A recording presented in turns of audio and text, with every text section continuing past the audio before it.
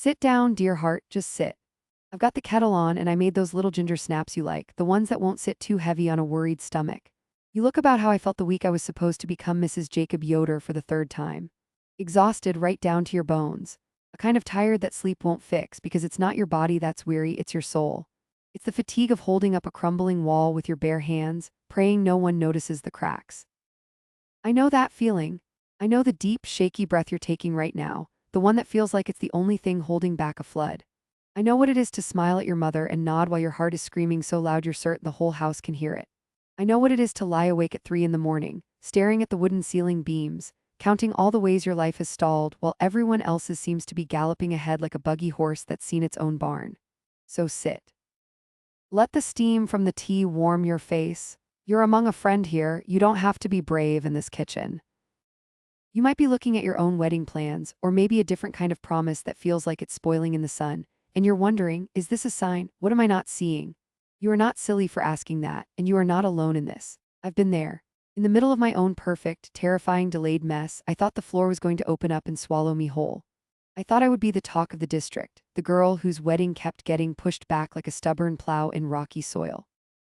I thought my life was over before it had even begun. But it didn't swallow me. The floor didn't open up.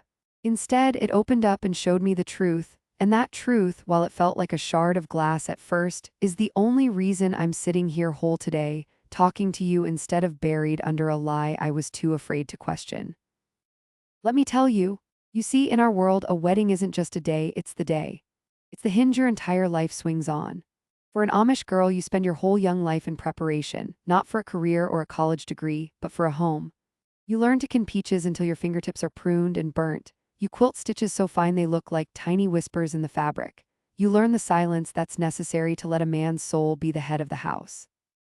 You learn to bake bread that rises as high as your hopes, to scrub floors until they shine like a mirror reflecting your own expectations back at you. And I wanted that. Ach, how I wanted it. I wanted to be the best wife in the whole of Lancaster County, the one whose pantry was always full, whose children were always clean, whose husband always had a gentle smile when he walked through the door at the end of a long day in the fields.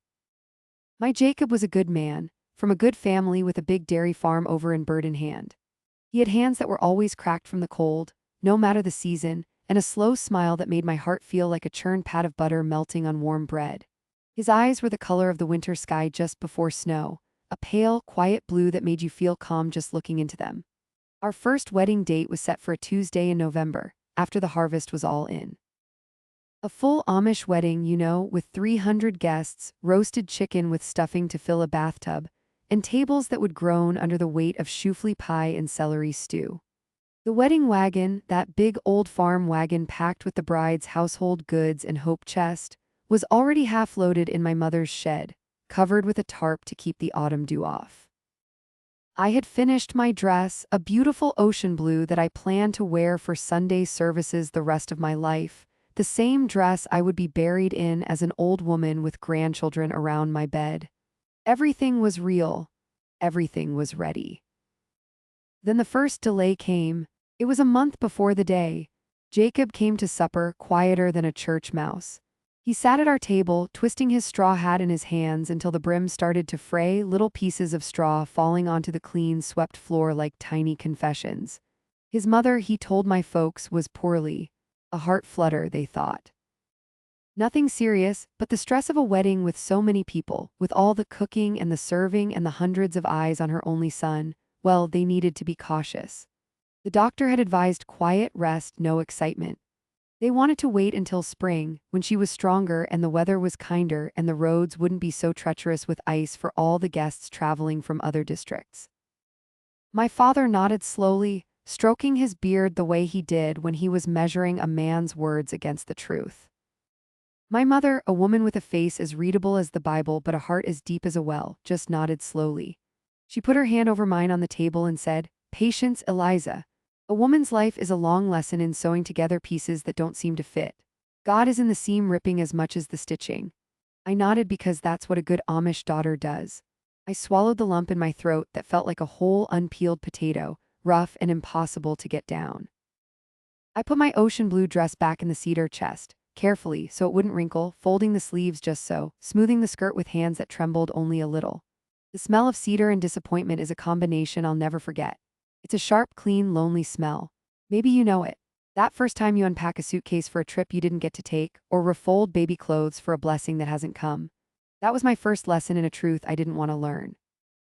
A delayed dream feels a lot like a punishment, even when it's dressed up in sensible reasons and concerned voices. The winter was long and quiet. I didn't see Jacob much. His mother's flutter, it seemed, needed a house as still as a snowdrift, with no visitors, no excitement, no young woman coming around with her hopeful eyes and her talk of wedding plans. I spent my days doing the things a good Amish girl does. I made rag rugs until my fingers bled from the rough fabric. I shucked walnuts until my nails were stained a deep, sorrowful brown that wouldn't wash out no matter how hard I scrubbed. And I waited. I waited through the gray January days when the sky pressed down like a heavy hand. I waited through the bitter February mornings when the breath of the cows hung in the barn like clouds of patient sorrow. I waited through the mud of March when everything thawed except my frozen heart. My grandmother, Mammy Yoder, who lived in the dotty house attached to our home, would sit with me during those long, dark evenings. She was a tiny, wizened thing who smelled of peppermint and the witch hazel she put on her aches, and she had survived more winters of the soul than I could count. One afternoon, I was furiously beating cream into butter, taking out all my silent frustration on that poor cream until it sloshed over the sides of the churn and splattered onto the clean floor. The sound of the dasher going up and down was like a heartbeat that wouldn't slow down, a rhythm of rage I wasn't allowed to express any other way. She just sat there in her rocker, patching a pair of my father's trousers with stitches so neat they looked like they'd been done by a machine. "You're fighting that butter," she said, not even looking up from her work. "You can't fight something into becoming what you want. You just give it the right conditions and you wait. The sweetest butter comes from a gentle hand and a patient heart." I wanted to scream at her that I was done being patient, that my whole life had become a lesson in waiting, that I was so tired of being gentle I could have picked up that butter churn and thrown it right through the window. But I didn't. Because somewhere deep down, under all the frustration and the fear, I knew she was right. Now listen, I know this modern world tells you the opposite. When I left my community years later, a thing I never ever thought I'd do, I learned the English way of handling a problem. I was in a little apartment in Lancaster City, a cramped place with thin walls and a radiator that clanked all night like a ghost with a grudge. And my first job was at a diner where the coffee never stopped flowing and the customers never stopped complaining. When something went wrong, a broken fridge, a delayed order, a disappointment, the solution was always to do more. Be aggressive. Demand a manager. Post your frustration online for the whole world to see. Don't just sit there. Don't just wait. A woman I worked with, her name was Brittany, saw me looking sad one day after a letter from home that had cut me to the quick. She meant well, she truly did, with her bright red lipstick and her heart that was bigger than her patience. She told me, "Eliza, you've got to take charge of your own happiness. Don't let anyone walk all over you. You want answers, go get 'em." She was all fire and forward motion like a fast car, and my soul was still a horse and buggy trying to navigate an interstate highway. I tried her way. I really did. I marched into a situation with a landlord once, all puffed up like a wet hen, my heart pounding so hard I could feel it in my teeth. I demanded things. I asserted myself. I used words I had never spoken aloud in my life, words that felt foreign and sharp on my tongue. And the result was noise. Just shouting and slammed doors and a knot of anxiety in my chest that took 3 days to unclench. I couldn't eat. I couldn't sleep. I lay in that cramped apartment with the clanking radiator and replayed every word, every gesture, every moment of that confrontation until I was raw as a skinned knee. I felt powerful for a minute, that brief flash of fire, and then I just felt alone and unrooted, like I'd pulled up my own flowers to prove I could, and now all I had was a fistful of wilting stems and dirt under my nails. So there I was in my Amish life, trapped between my grandmother's quiet waiting and that very human, desperate itch to do something, anything, to stop the endless cycle of hope and disappointment. Spring came gentle as a lamb, the way it always does when you've stopped believing it ever will. The snow melted, the crocuses pushed up through the mud with purple heads so brave they made me want to cry, and my heart started to thaw with them slowly, cautiously, like a frozen stream beginning to trickle. The second wedding date was set for a Thursday in early May, when the apple blossoms would be just a pink-canned white foam on the trees and the whole world would smell like new beginnings. Again, the house stirred with joy. My sisters and I polished the kerosene lamps until they shone like tiny suns, our reflections dancing in the brass.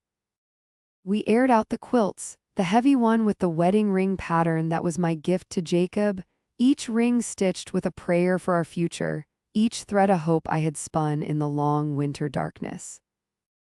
My hope bloomed again, tender and new. It's a fragile thing, a third-time hope. It doesn't roar back like a lion. It peeks around the corner, whispering, "Is it safe? Are you sure?" And I whispered back, "Yes, yes, I'm sure." I convinced myself that the first delay had been a test, and I had passed it with my patient waiting. I convinced myself that God had seen my faithful heart and was now ready to reward it. I will never forget the day of the second delay. I was up before dawn, churning that butter again, but this time with a song in my heart, an old hymn my grandmother used to hum while she worked. I saw Jacob's buggy come up the lane, the horse's breath steaming in the cold morning air. My heart did a little skip, the way it always did when I saw him. But he wasn't alone. The bishop was with him, a dark figure in black beside Jacob's lighter coat. In our world, an unexpected visit from the bishop is never for a chat about the weather or a friendly cup of coffee. It's a spiritual audit. It means something has gone terribly, terribly wrong. They sat in our good sitting room, the one with the plastic still on the sofa to keep it clean for important company, and my father's face was drawn tight as a fence wire. The reason this time wasn't a sick mother or a heart flutter. It was a spiritual matter, a matter of the Ordnung, the unwritten rules that govern every breath we take. There was a young man in our district, a friend of Jacob's who had been helping him with barn chores, who had been caught with one of those worldly smartphones hidden in his boot. He'd been looking at things he shouldn't, dark things, things that pull a man's soul away from the plain path. The sin had been found out, and there was to be a period of discipline and discernment for the whole group of young men who ran with him. Because of Jacob's close association with this sinner, the wedding, a sacred union meant to symbolize the purity of the church and the bride of Christ, had to be delayed until the stain was washed clean. It wasn't Jacob's sin, they kept saying, but in a community we share the shame and the cleansing like a body shares a fever. It's like a jar of peaches. One bad one can cloud the whole syrup, and the whole batch must be examined. The bishop spoke in a low, rolling German, the language of our hearts and our discipline, and my spirit just curdled like milk left too long in the sun. It wasn't about us. We were being set aside for a principle, a protocol, a procedure designed to protect the community from contamination. I walked the bishop and Jacob out to the buggy, my legs moving like wooden stilts beneath me. Jacob looked at me, his eyes hollow with a defeat I didn't recognize, a kind of emptiness that went beyond sorrow into something darker. "I'm sorry, Eliza," he whispered, his voice cracking like thin ice. "Just a little longer, trust me, please trust me." He reached for my hand, those cracked fingers that I had imagined holding for the rest of my life. But I was already turning away, my ocean blue dress feeling like a costume for a play that had been permanently canceled, a prop in a story that was never going to have its happy ending. That evening, I went to my grandmother's little room in the Dotty house, the small attached dwelling where the elderly parents lived out their days in quiet dignity. I sat on her braided rug, the one she'd made from my grandfather's old work pants, and I laid my head in her lap like I was a little girl again, and I sobbed. The kind of crying that leaves you with a raw nose and a pounding headache, the kind that comes from somewhere so deep you didn't know it existed. "Mammy," I choked out, the words barely making it past the sobs, "they're not being fair, it's not his fault. Why are they punishing us? Why is the whole church acting like we've done something wrong when we've been nothing but faithful? My whole life is on hold like a jar that won't seal and everything is spoiling inside. What do I do with this anger? It feels like a sin in itself, this rage that burns in my chest every time I think about it." Her gnarled hand, soft as old paper and twice as precious, stroked my hair with a rhythm as old as motherhood itself. "Ach, Eliza," she said, her voice like the rustle of dried corn stalks in an autumn wind, "the modern world would tell you to scream, wouldn't it? To fight for your rights. To march into the bishop's house and demand your justice. To make your own righteousness. But that's the way of a child throwing a tantrum in a store because she wants a candy she can't have. God's way is sometimes to be still and let the mud settle. Be still and know that I am God. Not be busy and fix it for God. Not be angry and demand God explain himself. When you churn a jar of muddy water, you can't see a thing. All you see is the swirling chaos. But if you set it down on the windowsill and wait and wait and wait some more, the mud sinks to the bottom. The water clears. And then only then you see what was hidden at the bottom all along. Right now, your heart is a jar of muddy water and you're shaking it with both hands. Just set it down, child. The clarity will come when the shaking stops, I promise you this. That was the Amish way. Radical, infuriating, passive patience that felt like doing nothing when every fiber of your being screamed to do something. The wisdom of the earth, slow and seasonal and completely uninterested in human timetables. It didn't make the hurt go away, not one bit. But it gave me a shelf to put it on, a place where the pain could sit without consuming the whole house of my heart. So I set the jar down. I stopped shaking it. I threw myself into the summer work with a quiet ferocity that surprised even me. I hoed the garden rows until my back was a single rod of fire. Each weed pulled a small victory against the chaos. I kneaded dough until the gluten strands were so smooth and tight. It was like I was pushing all my disorder into the bread, asking the yeast to make sense of it, to transform it into something that could nourish instead of destroy. I watched the sunrise paint the cornfields in shades of gold and rose and amber, and I didn't ask for promises or signs or answers. I just was. I just existed. And that in itself was a kind of prayer. And slowly, so slowly, I didn't notice it happening the way you don't notice a plant growing until one day it's taller than your knee. The mud began to settle. The water started to clear. The frantic swirling of my thoughts calmed into something still and deep and reflective. And in that growing stillness, a quiet thought crept into my mind, not like a shout from a rooftop, but like a whisper from the cellar stairs, a voice so soft I almost mistook it for my own. Something is not right.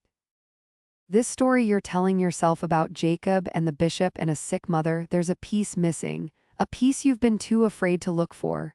You don't need to find it. You don't need to go digging through the darkness with a lantern. Just be quiet and it will find you. Truth has a way of rising to the surface when the water is still enough to hold it. And then came the fourth wedding date, or what was meant to be. It was a crisp October Tuesday, the day after the autumn communion service, the most holy time to be married in our community. The air smelled of wood smoke and fallen leaves, a good, honest smell that spoke of harvest and completion and the quiet death that makes way for new life. This time I didn't let my heart bloom. It was a small, tight bud, green and hard, protected by layers of self-preservation I had grown over the long year of disappointments. I didn't tell a soul, but I hadn't pulled my dress from the cedar chest. Some part of me knew deep in the marrow of my bones that something was coming. Jacob had been distant all summer, always with excuses about extra work at the dairy, about helping his mother, about needing time to prepare himself spiritually. He told my father it was the pressure of the delays, the scrutiny of the community, the weight of expectation. He just wanted to be married, he said, to have it done, not to begin our life together, but to have it done like a chore you check off a list. On this day, the house was supposed to be a hive of activity by 5 in the morning, with my mother directing the kitchen like a general, my sisters laying out the benches for the guests, the smell of roasting chicken already beginning to drift through the rooms. But at 3, I was already awake, sitting in the kitchen in the dark, still in my nightgown, my prayer cap on the table in front of me like a question I couldn't answer. I just knew. A knowing that didn't come from my brain, but from the soles of my feet, right up through the wooden floorboards, a vibration of truth that bypassed thought entirely. I heard the buggy wheels on the gravel lane, the slow, deliberate crunch that speaks of reluctance rather than eagerness. This time he was alone. No bishop, no elders, no witnesses. Just Jacob and his guilt and the lantern on his buggy swinging wildly, casting panicked shadows on the barn wall like a puppet show of accusation. I met him on the porch before he could knock. I didn't have my prayer cap on. My hair was loose, tumbling down my back, a thing no one but my future husband and my family should see. But on that morning, I didn't care. The old rules were dissolving around me like morning frost in sunlight. Eliza. His face was a mask of grief, the most real grief I'd ever seen on him, and in that moment I knew that whatever he was about to say would be the truth at last, because grief that deep cannot be faked. Can we talk inside? Please, let's go inside where it's warm. No, Jacob, we'll talk here in the Lord's wide open air. Say it. Whatever it is, say it now under the same sky that's been watching this whole charade. And he broke. He confessed, not as a man confessing to a bishop with formal language and measured words, but as a little boy caught with his hand in the cookie jar, words tumbling out in a messy rush of shame and relief. The delays, none of them were real, not the mother's heart flutter, not the church discipline over the smartphone. They were all lies, a patchwork quilt of falsehoods stitched together to cover a single, ugly, rotting truth that he had carried alone for over a year. The truth was an English woman. An Englisher he'd met at the livestock auction in New Holland, a place where the plain world and the modern world brushed up against each other and sometimes sparks flew. Her name was Cheryl. He'd been trying to end it for a year, he said, but she'd threaten things, make scenes at the auction, call the phone at the feed store, send letters that his mother intercepted and burned in the kitchen stove. The first delay was because he'd promised to leave me and couldn't, paralyzed by his own cowardice. The second was because she'd shown up at his farm, screaming on the front porch where all the neighbors could hear, and his family paid her a sum of money to be quiet, then made up the story about the smartphone and the church discipline to buy more time for the scandal to fade into the background like a bruise healing. And now she was with child. His child. A child that would be born into the English world with no knowledge of plain ways or simple faith. And he was going to marry her. Today. This very day. The fourth date? He was using our wedding date, the day I had waited for through 4 seasons of patient suffering, to go marry his secret English lover at the courthouse in Lancaster while I stood here in my nightgown with my hair down like a fool. The words didn't land like arrows, they landed like stones. One by one they dropped into the clear, still water of my soul, and I heard each one. Plunk, plunk, plunk, the sound of truth, heavy and undeniable, sinking to the bottom where it could be seen clearly at last. And do you know what happened? The water was so still, so clear after all those months of patient waiting, that I could see right to the very bottom of my own heart. And what I saw there wasn't a shattered woman. It wasn't a worthless, rejected, humiliated girl who had been made a fool of. I saw a gift. A twisted, painful, blessed gift wrapped in thorns. The delay wasn't a punishment for some unknown sin. It was a shelter. A wall of quiet protection that God had built around me for a full year while the truth gathered its strength. While I thought I was waiting for my life to start, my life was actually being saved from a disaster so complete it would have destroyed me. Every single humiliation, every whispered apology to guests who'd already saved the date, every night I cried into my grandmother's lap, it was a rampart. It was a fortress built from my own patient tears, and it had held. Every single humiliation, every whispered apology to guests who'd already saved the date, every night I cried into my grandmother's lap until her apron was soaked through, it was a rampart. A fortress. A wall of mercy built from my own patient tears. If I had married him that first November, I would be bound for life to a man living a lie so profound it would have poisoned every meal we ate, every child we raised, every prayer we whispered together in the dark. A man whose first act as my husband would have been an act of profound betrayal, consummating a marriage built on a foundation of sand. I would be a stepmother to a child conceived in sin while courting me, forever tied to a scandal that would break my spirit like a dry twig. The delays were not God saying no to my happiness. They were God saying not that. Not that man, not that life, not that future. They were God, with his merciful, calloused, working hands, yanking me back from the edge of a cliff I couldn't even see because I was so busy looking at the pretty view and imagining our life together. Listen to me, dear heart. Pour yourself some more tea, it's gone cold, and the ginger will settle your spirit while I tell you what this taught me about your world and mine. I'm sitting here at this kitchen table between the two worlds now, one foot in the plain life that raised me, one foot in the modern life that freed me, and I can see things from both sides. In my Amish world, we are taught that suffering is a lesson. We're taught submission. We're told to bloom where we're planted, even if that soil is packed hard as concrete and nothing can grow but weeds. We're taught that a good woman endures, that patience is the highest virtue, that questioning authority is the same as questioning God himself. And there's a deep, abiding beauty in that. I won't deny it. That patience, the setting down of the muddy jar, it gave me the stillness to hear the truth when it finally knocked on my door. Without my grandmother's wisdom, I would have been too busy churning my muddy water to hear anything at all. But the shadow side of that Amish way, the dark underside of all that patience and submission, is that it can teach you to be a doormat. It can make you feel holy for enduring a betrayal that God never, ever wanted for you. It can twist your thinking until you believe that suffering in silence is the same thing as righteousness. For a long time, even after I knew the truth about Jacob, I thought my holy calling was to just bear it. To be the long-suffering, faithful woman waiting at the window for a man who didn't deserve my loyalty. To forgive 70 times 7 without ever asking if the offender had actually repented. And that is a lie, too. A lie dressed up in scripture and tradition and the approving nods of elders. A holy patience never asks you to be a fool. It never asks you to ignore what your own two eyes are seeing, just because a man with authority and a long beard says the mud hasn't settled yet. Sometimes the mud has settled, and what you see is a snake, and no amount of patience will turn that snake into a husband. Now, in your English world, the one I stumbled into with my plain dress and my old ways and my heart still raw from the fire, the strength is in action. You are taught from childhood to trust your gut, to demand transparency, to call a spade and a liar a liar. You are taught that your feelings are valid and your voice matters and no one has the right to silence you.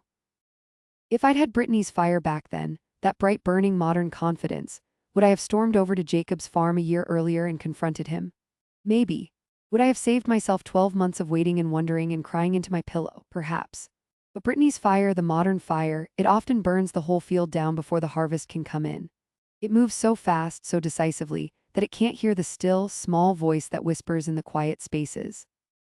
If I had been all fire and fury, all demand and accusation, I might have confronted him in my own sin of pride and created a public disaster that would have hurt his innocent parents and shamed my own family. If I had been all fire and fury, I might have confronted him in anger, in my own sin of pride and self-righteousness, and created a public disaster that would have reverberated through both our families for generations. The kind of scandal that gets whispered about at quilting bees and barn raisings for decades. Instead, he was forced to confess in the quiet of the dawn, his sin laid bare not by my accusations, but by my simple, silent, patient presence. I didn't have to become a detective for God, tracking down clues and building a case. I didn't have to lower myself to spying and scheming and searching through his belongings. I just had to be faithful. I just had to set the jar down and wait. The truth came to me on its own 2 feet, driven by a guilty conscience and the relentless pressure of a God who loves his daughters too much to let them marry serpents. So what's the answer? The secret recipe I've learned from churning this butter for so many years, from living in 2 worlds and trying to take the best from each. It's not choosing one world over the other, rejecting the plain for the modern or the modern for the plain. It's marrying the patience of my grandmother with the guts of my friend Brittany. It's holy patience and holy action, held together in the same 2 hands that once churned butter so furiously it sloshed onto the floor. It's setting the muddy jar down to let the water clear, yes, absolutely. But once it's clear, it's also having the courage to look at what's on the bottom, no matter how ugly or terrifying or life-changing it might be, and then having the further courage to pour the whole thing out and get a new, clean jar. You see the difference? Patience isn't just waiting. It's not passive resignation dressed up in Sunday clothes. Patience is the active, intentional, sacred discipline of making quiet space for the truth to arrive on its own 2 feet. And then, my love, you must decide what to do with that truth. You see the difference? It's everything. Patience isn't just waiting for the sake of waiting, like a cow standing in a field chewing its cud. Patience is the act of making sacred, quiet space for the truth to arrive on its own 2 feet, unhurried and undeniable. And then, my love, then you must decide. You must choose what to do with that truth once it stands before you, naked and unavoidable. My Amish side taught me how to wait for the truth, how to create the stillness it requires, how to resist the frantic churning that keeps everything murky. My English side taught me I had the right, the sacred God-given right, to act on that truth once it arrived. To say no, to walk away, to start over. I wasn't just a jar to be filled by someone else's story, someone else's lies, someone else's selfish choices. I was the potter, not just the clay. I had hands that could shape my own life, guided by the same God who had cleared the water and revealed the snake. After Jacob walked off that porch, leaving the dust of his lies to settle on my bare feet and the echo of his sobs hanging in the cold morning air, I didn't go screaming to my mother. I didn't pull the covers over my head and refuse to face the day. I didn't do any of the things the old Eliza would have done. I walked, in the cold morning air that smelled of wood smoke and endings, to my grandmother's room in the Dotty house. She was already awake, sitting up in bed with her Bible open on her lap, the pages worn thin from decades of seeking. She looked at my loose hair, my bare face, my feet still dirty from the porch, and she didn't gasp or clutch her chest or demand to know what had happened. She just opened her arms, those thin old arms that had held babies and buried husbands and weathered 100 storms. I stood there for a moment, just breathing, and then I said, the words coming out strong and strange and nothing like my old voice, "Mammy, the mud has settled, and I see a snake at the bottom of the jar."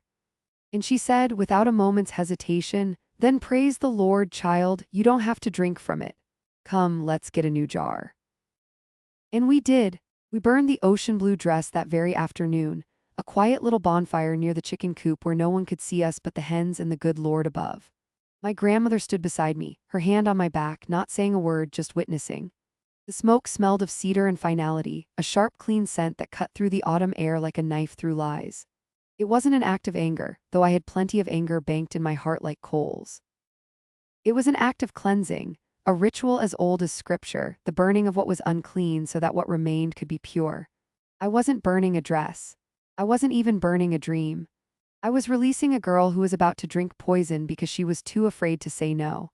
I was releasing the version of myself who would have swallowed any story, any delay, any lie, just to avoid the shame of a canceled wedding.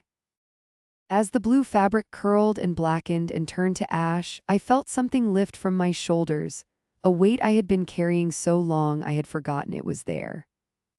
2 months later, after the scandal had been whispered through every kitchen and barn in the district, after Jacob had married his Cheryl at the courthouse and moved to some town I've never cared to learn the name of, I made the hardest decision I've ever made.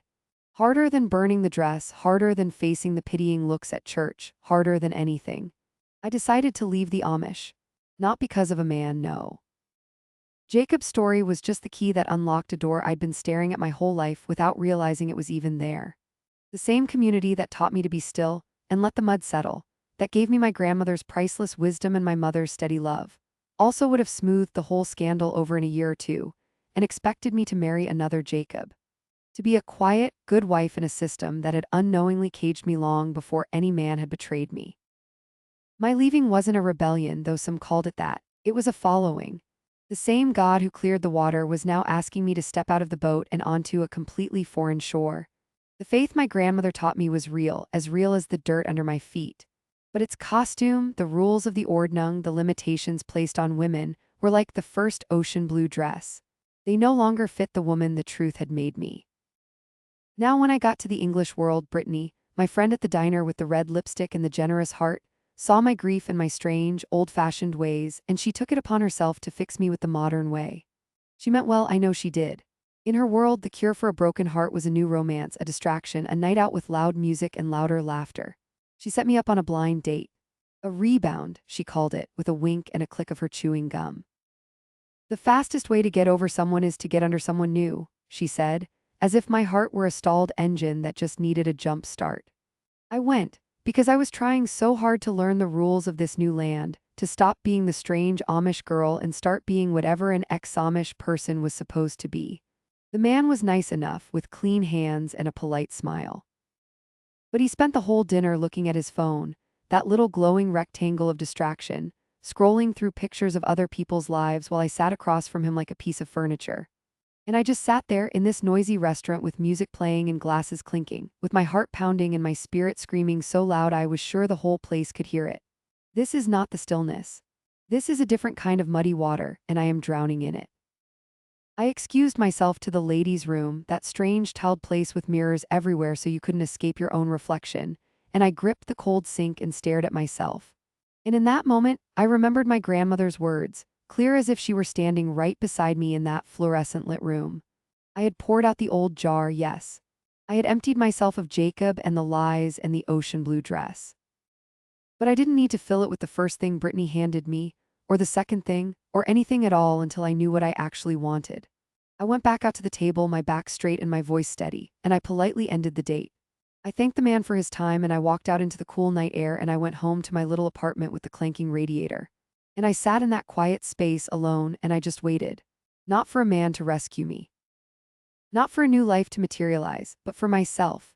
For my own soul to tell me what it wanted, what it needed, what it dreamed of when no one was watching. And that, my dear friend, was the most radical act of all my lives, Amish or English. To be a single woman alone and not desperate. To be a jar empty and clean and perfectly, peacefully content to remain so until the right, clean water was offered. No rushing.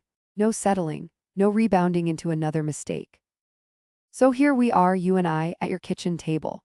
Maybe you're staring at a delayed wedding date, the calendar marked and remarked until the paper is worn through. Maybe it's a job that's been promised and repromised, a promotion that keeps going to someone else, a career that feels like it's stuck in permanent mud season. Maybe it's a healing from a sickness that seems to be taking its precious time, months of treatments and prayers and waiting rooms. And you're exhausted. You're afraid that the hope on the horizon is just another mirage, another trick of the light that will vanish when you get close. You're sick of the platitudes people give you, the well-meaning words that cut deeper than silence ever could. Everything happens for a reason. Och, I could hit someone with a wet dishcloth when they say that. It's a true thing, but it's a truth only the person in the fire gets to say. For an onlooker, someone standing safe on the shore while you're drowning, it's just a way to get out of the hard, uncomfortable work of sitting with you in the ashes. So I won't give you platitudes. I won't give you the easy words that slide off the tongue like syrup but leave no nourishment behind. I'll give you a spoonful of solid, practical, holy hope, from my grandmother's world and from mine, tested in the fire and found true. First, if you're in the middle of the delay, the long, dark winter where nothing makes sense and the days blend together like gray porridge, set your jar down. Give up the churning. The anxiety that wakes you at 3 in the morning with your heart racing and your mind spinning. The frantic questions that loop like a broken record. The late-night searches on your phone that leave you more scared than when you started, scrolling through worst-case scenarios until your eyes burn. The rehearsing of arguments in your head at 2 in the morning, conversations you'll probably never have, confrontations that exist only in your imagination. That's all churning, dear heart. It's keeping the water so muddy you can't see the hand of God right in front of your face, reaching out to steady you. How do you set it down practically? How do you stop the churning when your whole body is screaming to keep spinning? You do the next small, quiet thing with ferocious attention. For me, it was hoeing the garden, each weed a small enemy I could actually defeat. For you, it might be folding laundry, taking the warm clothes from the dryer and smoothing them flat, one towel, one shirt, one sock at a time. It might be making a pot of soup from scratch, slowly browning the onions until they're sweet as candy, letting the smell fill your kitchen with something good and real and present. It might be taking a walk and naming all the colors you see to yourself, forcing your mind to stay in the tangible world. Cedar green of the fence post. Mailbox blue against the gray sky. Ripe tomato red of the last peppers in the garden. It's anchoring your mind in the tangible world God put right in front of you, the world you can see and touch and smell, instead of letting it float away into the terrifying future that hasn't happened yet and may never happen at all. That's the Amish way, the wisdom of my grandmother. And it's medicine for a frantic soul, better than any pill a doctor could prescribe. Second, trust the clarity when it comes. When the water finally goes still, and it will, don't be afraid of what you see at the bottom. Maybe you'll see a blessing being prepared, something wonderful that just needed more time to grow. Maybe you'll see that the delay was protection, a fence around a cliff you couldn't see. Or maybe like me, you'll see a snake coiled at the bottom, its true nature finally visible now that the water is clear. If you see a snake, don't make excuses for it. Don't tell yourself comforting lies. Don't say, well, he's got a nice pattern on his scales, or he's been in my life a long time, maybe I can keep him as a pet if I'm very careful. It's a snake, dear heart. It will bite you. It will poison you. It will do what snakes do regardless of how long you've known it or how much you've invested in the relationship. You have the right, the sacred, God-given right to pour it all out, to end the engagement with your head held high, to quit the soul-killing job that is eating you alive, to walk away from the friendship that makes you feel small and worthless and never quite good enough. This is the Brittany wisdom, the holy action that must follow holy patience. The clarity is a gift wrapped in the pain of truth. Not acting on it is throwing the gift back in God's face and saying, no thank you, I'd rather keep drinking poison. And finally, and this is the most tender part, the part that still makes my voice catch when I talk about it, don't let the world rush you into filling a clean jar with dirty water just because it feels empty and the emptiness scares you. The world hates an empty jar, doesn't it? An unmarried woman of a certain age, sitting alone in her apartment while her friends are all having babies. A man without a career, without a title, without a business card to hand out at parties. A person without a 5-year plan, without goals, without a clear trajectory towards something the world can recognize as success. The world will tell you anything is better than the emptiness. Any relationship, any job, any distraction. Brittany's blind dates. The pressure to just get out there and move on and find someone new. That's a lie from the pit of hell, and I don't say that lightly. An empty, clean jar is a sacred thing. It's a thing of immense potential and peace. It's not a void waiting to be filled by the first person who comes along. It's a vessel being prepared for something so good, so pure, so right that anything lesser would be a contamination. My life didn't start when I met my husband, a kind, quiet, slightly burnt-out firefighter I met 3 years later at a roadside farm stand of all places, when I wasn't looking and had stopped caring whether anyone ever found me. He was buying corn and I was buying tomatoes, and his hands were rough but his eyes were gentle. And when he spoke to me there was no rush, no hurry, no agenda. Just a man and a woman and a conversation that felt like coming home to a house you didn't know you'd been missing. But that's not when my life started. My life started the night I sat alone in my apartment, stared at the empty walls, and for the first time felt not loneliness, not abandonment, not the ache of what was missing, but a vast, quiet friendship with my own soul. I realized in that moment that I liked my own company. I liked the woman I had become through all the fire and the waiting. I was enough. The jar wasn't empty. It was filled with me, with my hard-won wisdom, with my grandmother's patience, with my own quiet strength. And that was, and is, a miracle as real as any in Scripture. Now look at you, you're still here. You've listened to the rambling of an old Amish-turned-English woman with sawdust on her floor and peppermint tea going cold in her cup. You've stayed through the long story and the tears and the lessons. That tells me something about you, something important. It tells me you're a seeker, a digger, someone who isn't satisfied with the surface answers. It tells me you have the courage to sit in the stillness, even when it's uncomfortable, even when every fiber of your modern self is screaming at you to get up and do something. You want the real, deep-down, soul-settling truth, not just the sugary frosting they spread on top to make it look pretty. You want the kind of wisdom that costs something, that comes from walking through the fire and coming out the other side with your faith intact and your heart still beating. I see you, dear heart. I see the strength in you that you might not even see yourself yet. Hold fast, my precious friend. Hold fast with both hands and don't let go. The delays that feel like they're killing you, the waiting that grinds your bones to dust, the silence that seems to stretch forever with no answer in sight, might just be the hands of a merciful God, weaving a safety net you can't see yet because you're too close to the ground. The betrayal that levels you, that knocks the breath from your lungs and leaves you gasping on the floor, might be the brutal, blessed truth that sets you free from a cage you didn't even know you were in. And if you find yourself one day soon or one day far standing in the ashes of a dream you thought was your whole life, take a breath. Just one breath. Look around at the devastation and the emptiness and the smoking ruins. That emptiness, that vast, terrifying open space, that's not a grave dug to bury you. It's a foundation, a fresh, solid, sacred place cleared by the fire to build something true, something that will stand when the next storm comes. Something that is really, finally, gloriously yours. You are not alone in this. I need you to hear that, really hear it, deep down where the loneliness lives. You've got me right here on the other side of a screen, drinking my cold tea and believing with my whole being that you will not just survive this. Surviving is the bare minimum, and you were made for more than bare minimums. You will walk out of this season into a life that's deeper and more real and more genuinely beautiful than anything you could have planned with your careful lists and your color-coded calendars. I'm so proud of you for sitting here with me, for not scrolling away when the story got hard, for not closing your heart when the truth got close. I'm so proud of you for not giving up, for getting out of bed this morning, for facing another day when facing anything feels like climbing a mountain with a boulder on your back.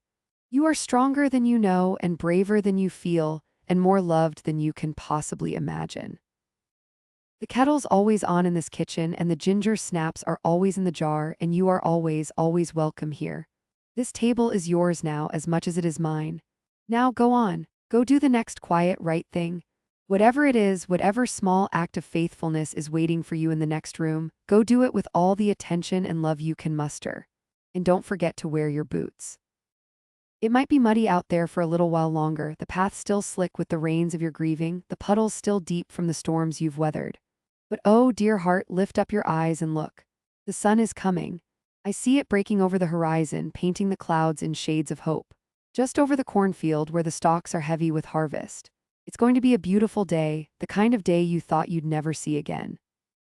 And you'll walk into it on your own 2 feet, with your boots laced tight and your heart finally light. Bye for now, dear heart. God be with you until we meet again, whether in this life or the next. May He hold you in the palm of His hand, may He give you the patience to wait and the courage to act, and may He fill your clean jar with water so pure and sweet it makes you forget the taste of the mud you once drank. You are loved. You are seen. You are not forgotten. And you are never, ever walking this road alone. And so I tell you this story not to entertain you or to pass the time on a slow afternoon.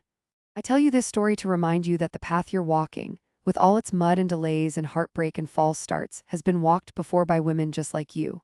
The women who came before you, Amish and English and everything in between, they all knew this ache.